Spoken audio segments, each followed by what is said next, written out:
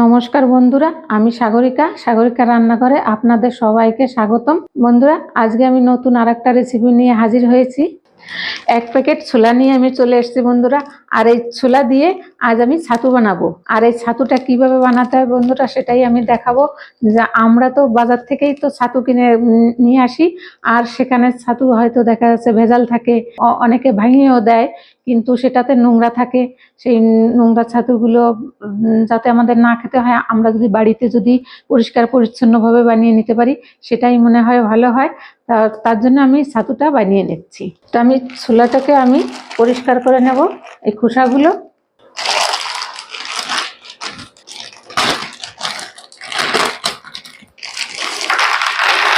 ঢেলে নিচ্ছি কুলোতে করে। আর এই খোসা ছাড়ানোটা খুবই সহজ।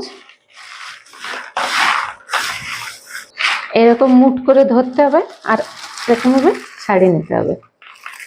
এরকম একটু মুঠ করে একটু ডলা দিলে পরেই সুন্দরভাবে খোসাগুলো উঠে যায়।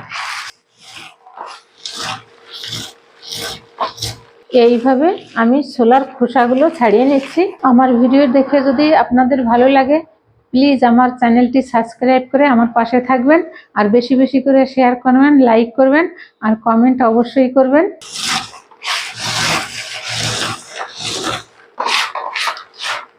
আর এই গরমের মধ্যেও ছোলার ছাতুটা খাওয়া প্রচন্ড উপকারী, আর শরীরটাও অনেক ঠান্ডা থাকে, আর পেটটাও আমাদের ভরে থাকে 4-5 ঘন্টা।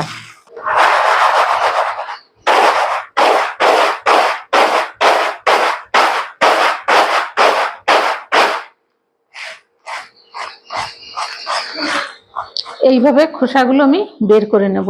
প্যাকেটের ছোলা ভাজা ছোলাই, আর বাজারে তো এরকম খোসা শুদ্ধই তো বানিয়ে ছাতু বিক্রি হয়, এতে কোনো অসুবিধা হবে না। এবারে জারের মধ্যে দিয়ে দেবো ছোলাগুলো।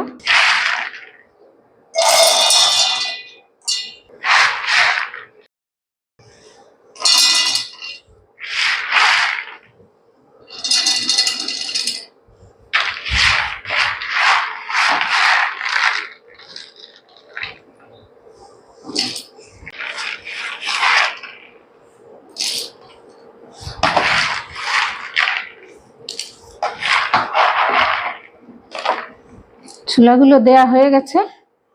এবার ঢাকনা আটকিয়ে এবার মিক্সিতে ঘুরিয়ে নেব।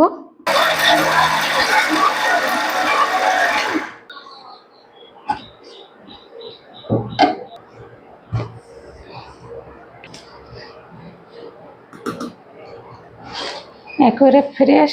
এটা ভরে গেছিল, তা আমি ভাগ করে রেখে 2বারে ঘুরিয়ে নিয়েছি। এই ছোলা ছাতুটা কত ফ্রেশ হয়েছে আপনারা দেখেই বুঝতে পারছেন। দেখুন, আজ এই পর্যন্ত। দেখা হবে পরের ভিডিওর সাথে।